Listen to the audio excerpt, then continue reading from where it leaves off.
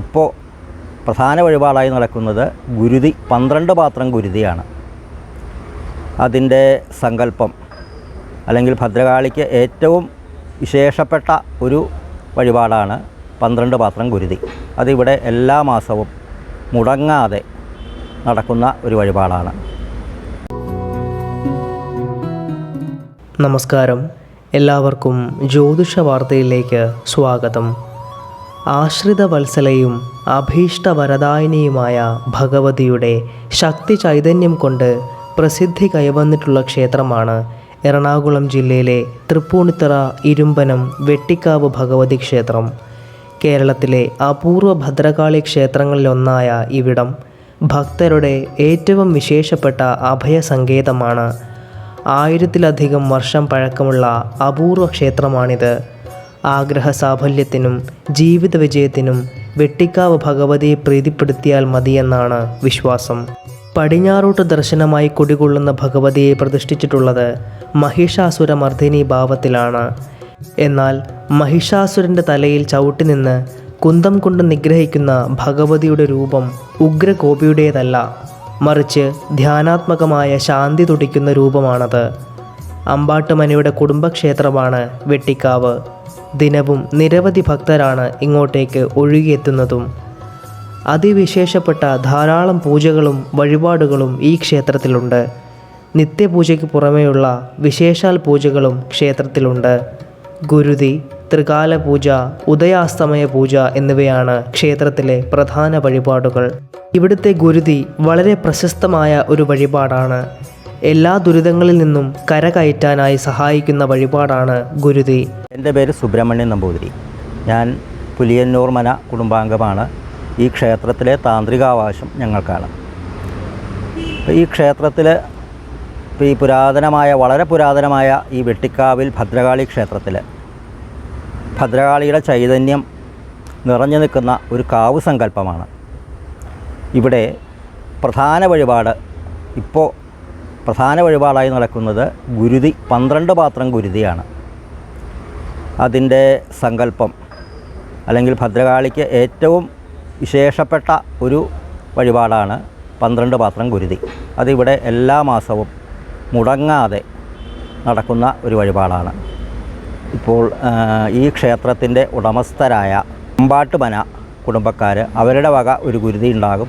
പിന്നെ വഴിപാട് ഗുരുതികൾ എത്ര വേണമെങ്കിലും, അതായത് നമുക്ക് ചൊവ്വ വെള്ളി ദിവസങ്ങളിലാണ് പ്രധാനമായിട്ടും ഗുരുതി വഴിപാട് നടത്തുന്നത്. പിന്നെ കൂടുതൽ വന്നാൽ അത് വേറെ ദിവസങ്ങളിൽ ഞായറാഴ്ച അങ്ങനെ സൗകര്യാർത്ഥം നടത്താറുണ്ട്. അതിന് വിരോധമില്ല.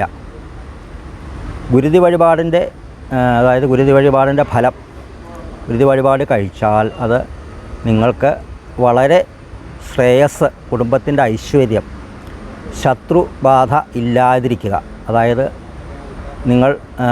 നിങ്ങളെ അലട്ടുന്ന പ്രശ്നങ്ങൾ അങ്ങനെയുള്ള പലതിൽ നിന്നും മുക്തി നേടാനും ഭദ്രകാളിയുടെ പ്രീതി നിങ്ങൾക്ക് എന്നും നിങ്ങളുടെ കുടുംബത്തിന് ഐശ്വര്യം ഉണ്ടാകാനും സഹായിക്കുന്നു. ഗുരുതി സങ്കല്പം, അതായത് ഭദ്രകാളിക്കാണ് പ്രധാനമായിട്ടും ഗുരുതി നമ്മൾ നടത്താറുള്ളത്. ഇവിടുത്തെ ഈ വെട്ടിക്കാവിലെ സങ്കല്പം മഹിഷാസുരനെ കൊന്ന ഒരു സങ്കല്പമാണ്.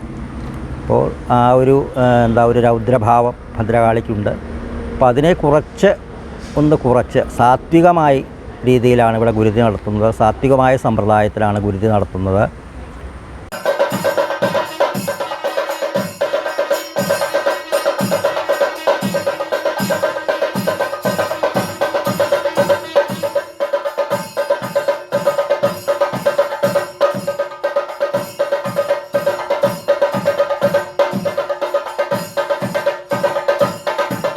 കാര്യസിദ്ധിക്കായി നടത്തുന്ന 12 പാത്രം ഗുരുതി പ്രസിദ്ധമാണ്.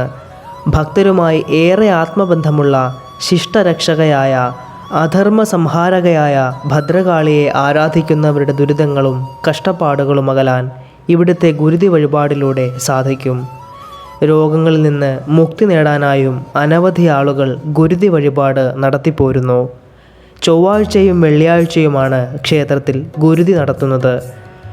ഇതുകൂടാതെ മറ്റു ദിവസങ്ങളിലും ഗുരുതി വഴിപാടുകൾ ഭക്തർക്ക് നടത്താവുന്നതാണ്. ഗുരുതിയുടെ മാഹാത്മ്യമറിഞ്ഞ് ദൂരദേശങ്ങളിൽ നിന്ന് പോലും ആളുകൾ ഇവിടേക്കെത്താറുണ്ട്. ശത്രുബാധ ഇല്ലാതായി കുടുംബത്തിൻ്റെ ഐശ്വര്യം വർദ്ധിക്കുകയും ഉദ്ദിഷ്ട കാര്യസിദ്ധിയുമാണ് ഗുരുതി വഴിപാടിൻ്റെ ഫലമായി പറയുന്നത്. എല്ലാ വർഷവും ഇവിടെ ഗുരുതി വഴിപാട് നടത്തുന്ന ഭക്തരുണ്ട്. വർഷത്തിലൊരിക്കൽ ഗുരുതി വഴിപാട് നടത്തി കുടുംബത്തിലെ ദുരിതങ്ങൾ മാറിയ നിരവധി ഭക്തരാണുള്ളത്.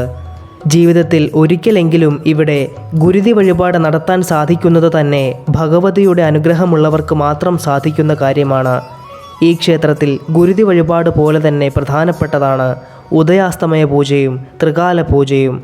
ഭഗവതിക്ക് ഈ വഴിപാടുകൾ ഏറെ പ്രിയപ്പെട്ടതാണ്.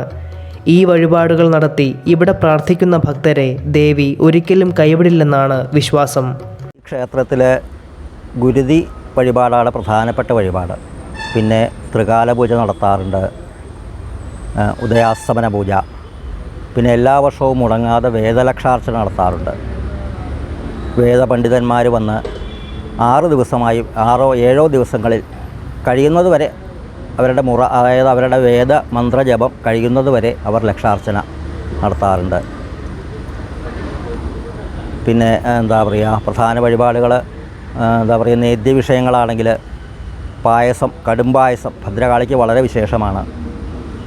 ഇതൊക്കെയാണ് ഇവിടുത്തെ പ്രധാന വഴിപാടുകൾ. ത്രികാല പൂജ എന്ന് പറഞ്ഞാൽ അതായത് ഒരു ദേവന് അല്ലെങ്കിൽ ദേവിക്ക് 3 നേരം പൂജ കഴിക്കുക. അതായത് രാവിലെ പ്രഭാതം സൂര്യോദയത്തിന് തൊട്ടു മുമ്പ് തുടങ്ങുന്ന പൂജ, സൂര്യോദയം കഴിഞ്ഞാൽ അവസാനിക്കുന്ന രീതിയിലും, പിന്നെ ഉച്ചപൂജ, അതായത് ഏകദേശം ഒരു മധ്യാഹ്ന സമയത്തോടടുത്ത്, അതായത് ഇപ്പോൾ നമ്മളധികം ഏകദേശം ഒരു 10 മണി ആ സമയത്താണ് ഉച്ചപൂജ നടത്തുക.